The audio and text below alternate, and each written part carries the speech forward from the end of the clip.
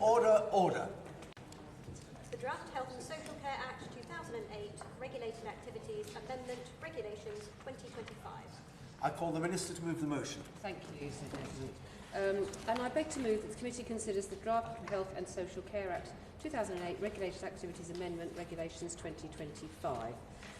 This SI will amend the Health and Social Care Act of 2008 Regulated Activities Regulations 2014 that are due to expire after the 31st of March this year. It removes this expiry date and amends the 5-year period from which the regulations are required to be reviewed. Prior to laying this SI, the principal regulations required review every 5 years from the 1st of April 2015. The first post-implementation review was delayed until 2022 due to the pandemic. We therefore wish to conduct the next review in 2028. This SI does not change any existing policy.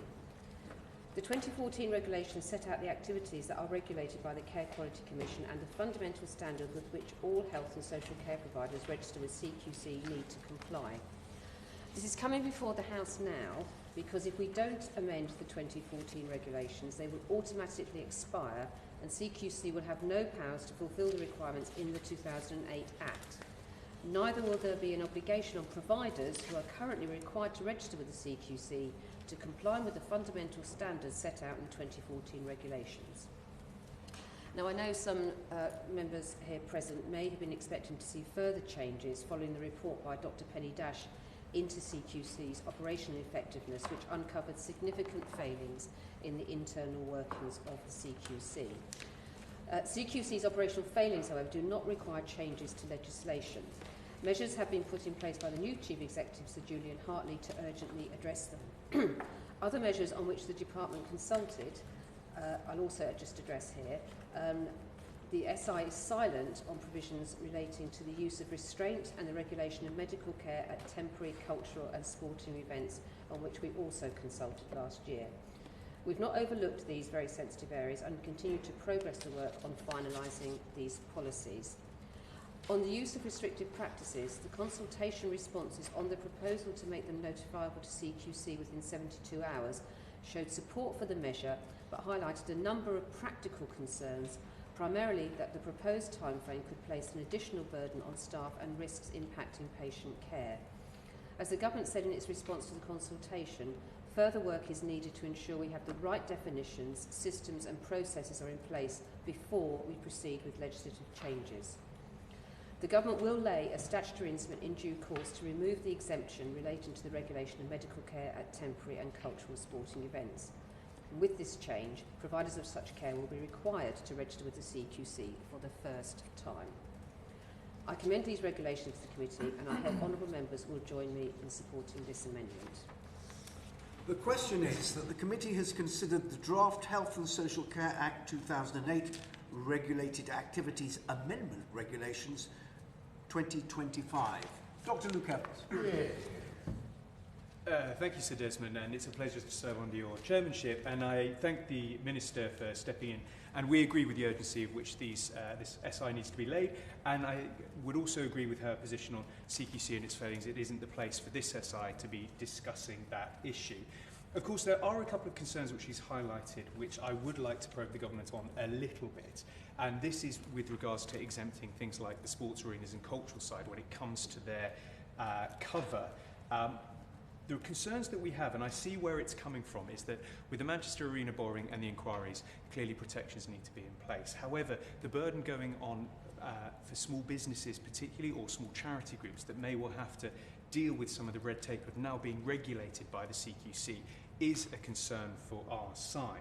I'd be grateful, therefore, if the government would consider doing an impact assessment on what this would look like in terms of the red tape and how it would work in practice, because clearly where there are arenas doing this kind of thing and medical interventions, that makes perfect sense. However, if you are a small football club that's run on a voluntary basis or a charity side, how is that likely to work?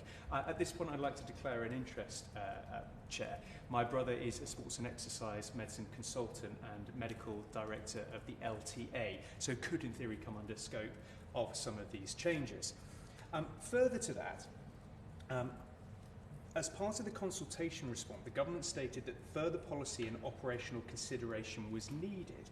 Would the Minister clarify what that means actually in in practice. And I would also like to raise a question to the Minister with regards to Clause 5 of the 2014 regulations. This set of criteria was for an individual to be considered for a fit and proper person to take up a role as director of the health service body or provider. The last government started to look into a review for a duty of candour expected of healthcare professionals. Can the Minister provide us an update on when the department will publish the outcome of this consultation? And has the government made an assessment onto how the outcome of that consultation may affect the provision of the 2014 regulations as they relate to criteria of directors of health and care providers?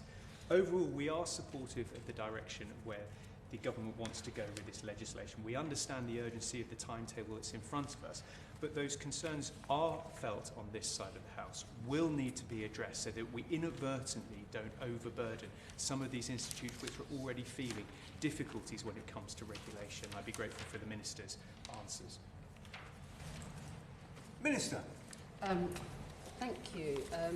Can I thank the honourable gentleman and colleagues opposite for their support for this regulation today, and I think it makes an important point with regarding the care at sporting and temporary cultural events. And we all remember the awful events at Manchester Arena and the lessons to be learnt from there. I mean, while there is some good practice in healthcare provided at some of these events, there remains examples of poor unregulated healthcare that doesn't sufficiently protect members of the public. So it is right that the CQC have oversight of the sector. I recognise his points about proportionality. I think is essentially the word I would ascribe to those. It means that people need to be assured that there is safety and some proportionality in that, and I think those points should be taken on board with regard to the next phase of this work taken forward. And if we need to come back to him specifically on that, or write to him specifically about how that proceeds, we will absolutely take point to do that. We all want to support events in our communities, and we support the volunteers and people who come forward for such things. It's a really important part of the fabric of our life, so I think that's very important that people do have assurances around that. In relation to the further questions he asked about the CQC and the fit and proper persons test, around that, I'm going to have to come back to him on that. It's obviously not a matter, just as he rightly says, for this particular SI, but I think as the work goes on and we listen to our colleagues in the other House about their debate particularly around the Mental Health Act as well, there are a number of issues that we want to make sure are dealt with properly and come into the next phase of that SI, and if we don't, we'll make sure that we endeavour to make sure we update him on progress with that work as well. Because patient safety, Sir Desmond, is a top priority for us, and the CQC plays an important role in ensuring that providers meet the standards of care that we expect from patients, public carers, family and our loved ones. Their purpose is to monitor, inspect and regulate healthcare services and make sure providers meet the fundamental standards of quality and safety. And these regulations will allow... I will, of course. Steve Barkley. The Minister is quite rightly raising the important issue of patient safety. In October, the government appointed a new boss of the CQC, but the Minister will be aware that in January, the hospital of which he was Chief Exec for the last 10 years, following a BBC investigation and whistleblower evidence, families alleged serious wrongdoing regarding a number of baby deaths. Could you say how that has been factored into the appointment of the new CQC boss, or whether the families, in the view of the Minister, were wrong in terms of the concerns they raised? Minister. I think in appointing Stephen Hartley, proper processes were conducted and that he was seen fit and proper to lead the CQC organisation, and we do have confidence in his ability to do so. Well, she can wait. With respect, that was Steve Barkley. He was appointed in October. Whistleblowers, a BBC investigation and families have raised concerns regarding maternity services at Leeds. The Minister will be aware there's renewed scrutiny, and rightly so, in terms of maternity safety. That is a key issue for the CQC. I'm just asking, were the families wrong in those concerns, or what has the Minister done to investigate those? Because, quite rightly, she is highlighting the point of patient safety. I mean, absolutely. He makes an important point about maternity care, which we know is an issue of concern, very sadly, in very many places across the country. So, of course, those patients and families are absolutely right to call out poor care where they have seen it. It's absolutely right that that is fully investigated, and that's what we would expect to be doing as we go further, both at Leeds and other places around the country.